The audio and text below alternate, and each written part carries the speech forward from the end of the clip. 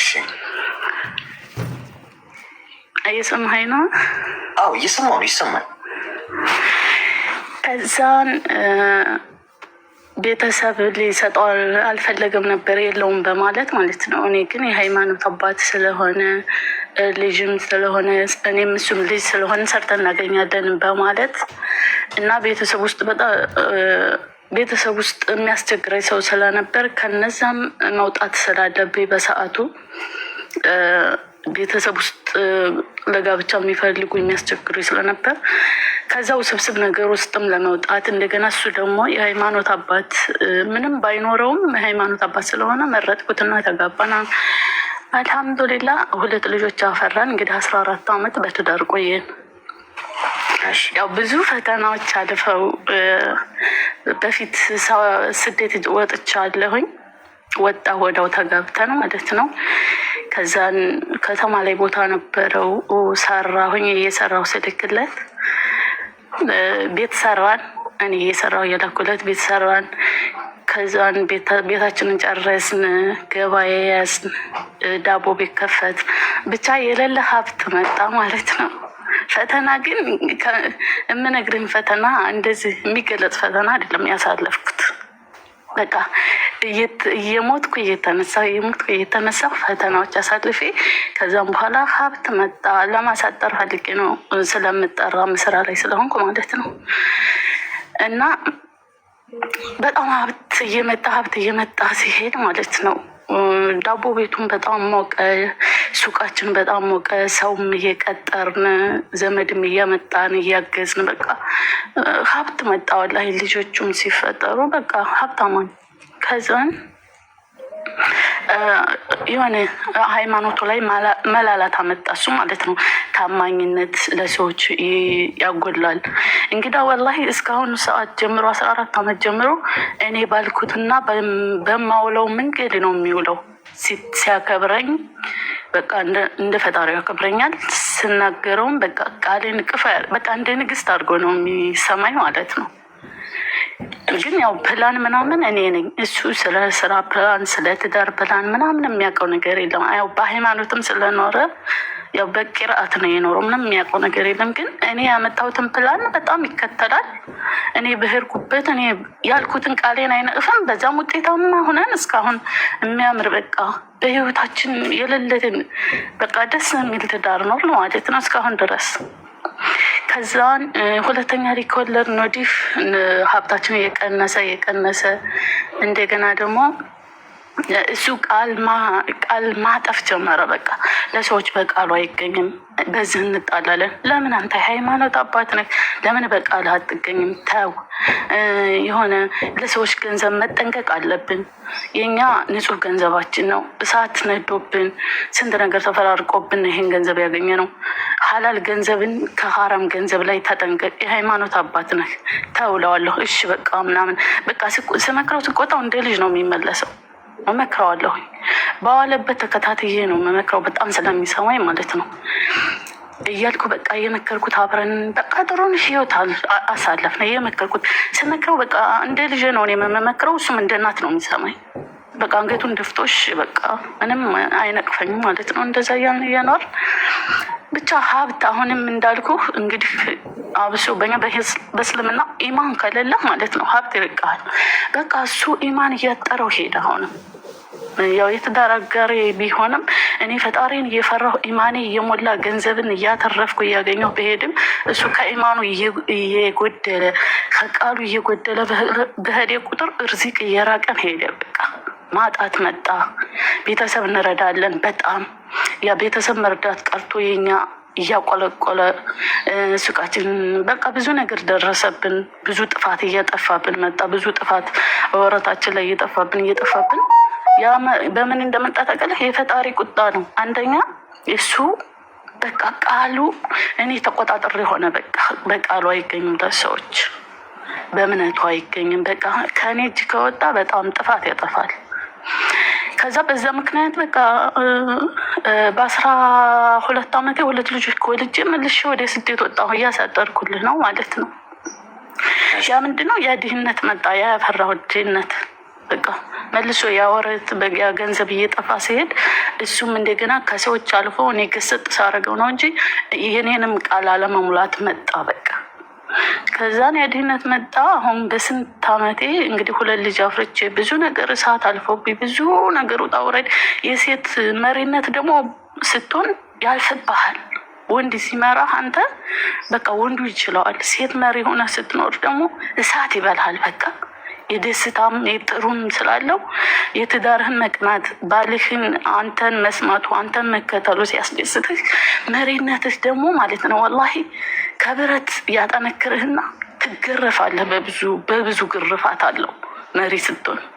ያን ነገር እያሳለፍኩኝ ያ ነገር ሁላ ጎዳኝ። ያው በስንት ዓመቴ ወጣሁ ስደት ስወጣ ራሴ ሰራተኛ ይዤ ምናምን የምኖር ሰው አሌክስ ወላሂ ወንድሜ እንዴት ቢገኔ ደግሞ ወደ ሰራተኝነት ስገባ ያለው ወርድህ ነው እንግዲህ ሰራተኛ እስከሆን ለሰው ስትታዘዝ ተወርዳለህ። ያንን ደረጃ ለቅቄ ወደ ታች መውረድ ለእኔ ከባድ ነበር፣ ፈተና ነው እስካሁን ድረስ። አሁን አልሐምዱሊላህ መካ 8 ወር እንደዛ እየሆነኝ ነው። ግን እዚህ ሰዓት ንግስት የሚባለኝ አንቺ ስልክ ዘጋሽብኝ እንደ ምን አይነት ሆነሽ አለኝ። እቃያን ተጠይፎ ማለት ነው እንዴ እውነት እኔ ባል ነው እንደዚህ ያደረገኝ። እውነት እሱን አዘንኩኝና ስም አልኩት 14 ዓመት ስትይዘኝ ንግስት አድርገኝ እኔ ንጉስ ሁኜ ኖሬ ነበር። በትዳራችን ላይ ምንም መጥፎ ነገር አውርቼ አላውቅም፣ አውርታ አታውቅም፣ ቀልዴንም አላውቅም። ከአሁን በኋላ ሚስትህ አይደለሁም አልኩት። እኔ ብር እችልሃለሁኝ፣ ሚስት የምኮንህን ፈልገህ አግባ አልኩት። ከምሬ ልችለው ማለት ነው።